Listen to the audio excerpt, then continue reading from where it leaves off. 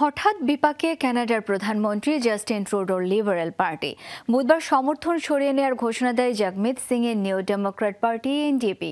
উদারপন্থীদের স্বার্থপর আখ্যা দেন তিনি। স্বকীয়ভাবে নির্বাচন করার ঘোষণাও দিয়েছে তারা।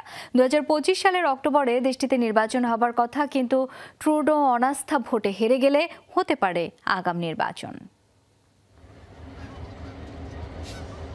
বছর ঘুরলেই কানাডায় নির্বাচন, কিন্তু শেষ মুহূর্তে বড় ধাক্কা খেল জাস্টিন ট্রুডোর দল লিবারেল পার্টি। বুধবার দলটি থেকে সমর্থন তুলে নেয় শরিক জগমিত সিং এর নিউ ডেমোক্রেটিক পার্টি এনডিপি। তাতেই টালমাটাল ক্ষমতাসীনরা। ট্রুডোকে ক্ষমতায় টিকিয়ে রাখতে বহুদিন ধরেই সহায়তা করছিল দলটি। 2022 সালে লিবারেল এনডিপি চুক্তি অনুযায়ী সরকারের যে কোনো বিলে সমর্থন দিত তারা।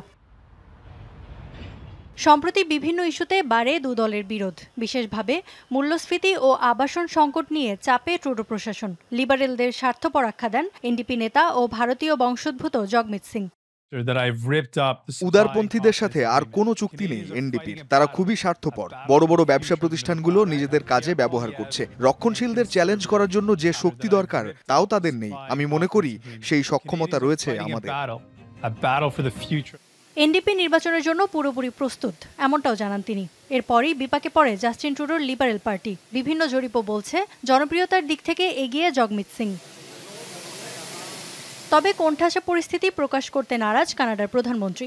কৌশলী অবস্থান নিয়ে বলেন, আপাতত রাজনীতি নিয়ে ভাবছেন না, দেশবাসীর মৌলিক চাহিদা পূরণই মুখ্য। সে বিষয়ে জগমিতের সাথে আলোচনায় বসার অপেক্ষায় আছেন, এমনটাও জানান তিনি। জগমিতের সাথে সংলাপের অপেক্ষায় আছি। অন্যরা রাজনীতিতে ফোকাস করুক, কিন্তু আমি সত্যি আশা করি এনডিপি কানাডীয়দের উন্নয়নের দিকে মনোনিবেশ করবে। গেল কয়েক বছর ধরে সেটাই করছি আমরা। 2025 সালের অক্টোবরে নির্বাচন হওয়ার কথা কানাডায়। তবে এবার ট্রুডো অনাস্থা ভোটে হেরে গেলে আগাম নির্বাচন হতে পারে দেশটিতে। ইফাদারা খন্দকার, যমুনা নিউজ।